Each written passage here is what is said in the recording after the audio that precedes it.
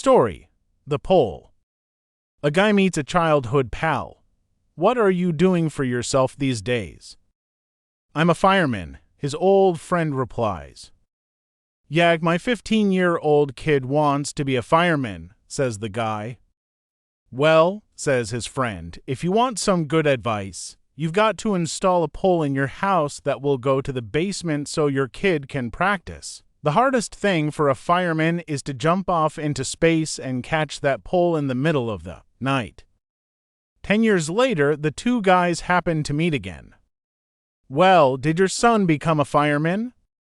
No, moans the guy, but my daughter is a pole dancer. Story: You and Me.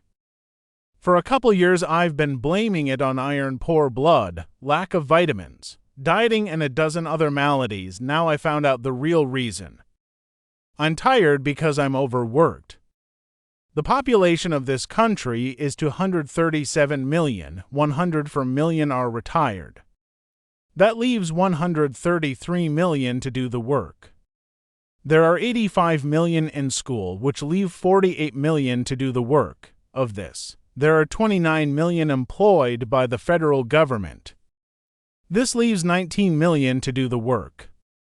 4 million are in the armed forces, which leaves 15 million to do the work. Take from the total the 14,800,000 people who work for state and city government, and that leaves 200,000 to do the work. There are 188,000 in hospitals, so that leaves 12,000 to do the work. Now, there are 11,998 people in prisons. That leaves just 2 people to do the work. You and me? And you're sitting there reading jokes. Story: Linguistic Humor, Timbuktu. The National Poetry Contest had come down to 2 semifinalists, a Yale graduate and a redneck from Wyoming. They were given a word, then allowed 2 minutes to study the word and come up with a poem that contained the word. The word they were given was Timbuktu. First to recite his poem was the Yale graduate. He stepped to the microphone and said, "Slowly across the desert sand trekked a lonely caravan. Men on camels to buy to destination Timbuktu. The crowd went crazy. No way could the redneck top that, they thought. The redneck calmly made his way to the microphone and recited, Me and Tim a huntin' went. Met 3 whores in a pop-up tent. They was 3, and we was 2, so I bucked one, and Timbuktu.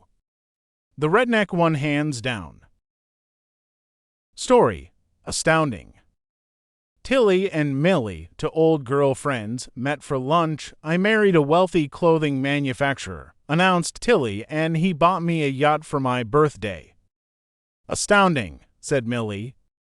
I have charge accounts in all the department stores, said Tilly. Astounding, said Millie. I have a drawer full of rubies and emeralds, and my husband bought me a 25-carat diamond ring for our 2nd anniversary, said Tilly. Astounding, said Millie. Enough about me, said Tilly. What have you been doing? Oh, answered Millie, I'm going to charm school. Really? What did you learn there? Asked Tilly. Well, for one thing, they taught me to say astounding instead of bullshasterisk T, replied Millie. Story: 3 old men. 3 old men were sitting on a bench when a reporter approached them. I wonder if you 3 would be willing to do an interview and tell me your secret to long life, the reporter asked. The 3 old men agreed, and the reporter asked the first old man his secret to long life. I never drank alcohol, I never smoked tobacco, and I have been married to the same woman for 50 years. That's really remarkable, said the reporter, and how old are you? I'm 93, said the first old man. The second man was asked the same question on his secret to long life. I drank on occasion, I smoked, but not often, and I dated some. And how old are you? Asked the reporter. I'm 91, said the second old man. Finally, the reporter approached the third old man and asked his secret to a long life. I dated every woman that would go out with me. I drank until I passed out, and I smoked 3 packs of cigarettes a day. Wow, said the reporter, and how old are you? 29, replied the third man. Story: Accountants and Engineers. 3 engineers and 3 accountants are traveling by train to a conference. At the station, the 3 accountants each buy tickets and watch as the 3 engineers buy only a single ticket. How are 3 people going to travel on only 1 ticket? Asks an accountant. Watch and you'll see, answers an engineer. They all board the train. The accountants take their respective seats, but all 3 engineers cram into a restroom and close the door behind them.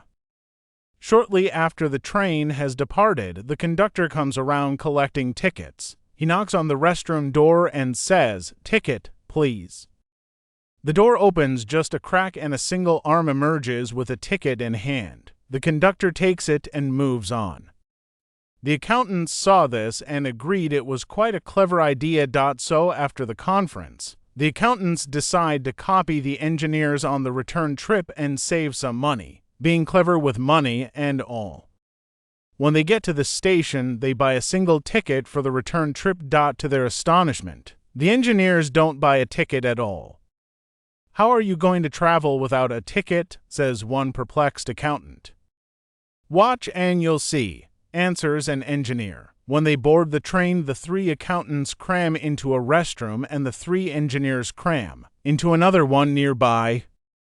The train departs shortly afterward. One of the engineers leaves his restroom and walks over to the restroom where the accountants are hiding. He knocks on the door and says, "Ticket, please." Story: The Moon or the Sun. 2 drunks are walking along. One drunk says to the other, "What a beautiful night. Look at that moon." The other drunk stops and looks at his drunk friend. "You are wrong. That's not the moon, that's the sun." Both continued arguing for a while when they came upon another drunk walking along. So they stopped him and said, "Sir, could you please help settle our argument? Tell us what that thing is up in the sky that's shining. Is it the moon or the sun?" The third drunk looked at the sky and then looked at them and said, "Sorry, I don't live around here."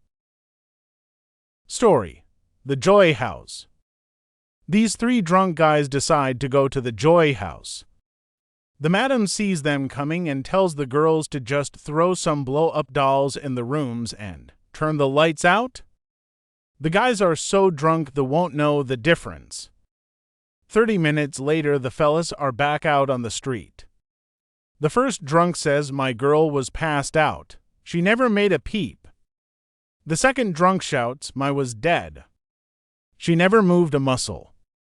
The third drunk leans in and whispers conspiratorially, "Them's was witches." "Witches?" The other 2 in unison. "Yep. I bite mine on the ass and she farted in my face and flew out the window." Story: You are banished to hell. 3 couples die at the same time and queue up in the line for the pearly gates. The first couple approaches St. Peter, where he asks for the man's name. "John Smith," the man replies. "John Smith," St. Peter repeats, flipping through his book. John Smith, who was so in love with money that he wouldn't marry until he found a woman named Penny. "You're banished to hell, sir." The first couple leaves, dejected. When the second couple approaches St. Peter again asks for the man's name. "Michael Jones," the second man replies. "Michael Jones," St. Peter asks, looking through his book. "The same Michael Jones who was so in love with sweets that he wouldn't marry until he found a woman named Candy. You are banished to hell, sir." Upon seeing this, the third man turns to his wife and says, "Come on, Fanny, we may as well start heading down now." Story: To Blonde Sisters. To blonde sisters, Abby and Amy went fishing and decided to rent a boat on a lake. After fishing for hours at various spots and catching nothing, they decided to try one more time before calling it quits. Suddenly, fish started biting and they caught their limit inside of 20 minutes. "Hey, we should mark this spot so next time we'll know where to fish," Amy said. "Good idea," Abby replied, taking out a can of spray paint and making a large X on the floor of the boat. "Why'd you do that?" Amy asked. "Now anyone else who rents this boat will know where to fish."